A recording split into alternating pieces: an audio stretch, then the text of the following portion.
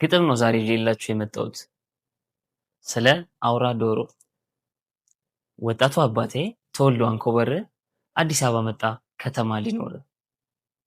ሳር ቤት አውራ መንገድ አንድ ቤት ተመርቶ ወንደላጤ ሆነ ትንሽ ጎጆ ሰርቶ።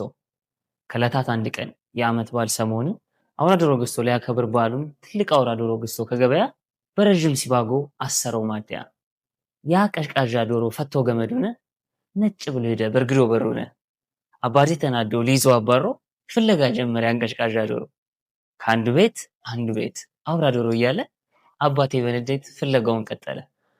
አንድ የተዘጋ ቤት በሩን አንኳኳና አውራ ዶሮ ብሎ ሊጠይቅ ሲቃና አንዲት ቆንጆ ወጣት ፍልቅልቅ ያለች አውራ ዶሮ ብላ በሩን ከፈተች። መልኳ ደስ ብሎት እያየው ፊቷን አባቴ ረሳው አውራ ዶሮውን።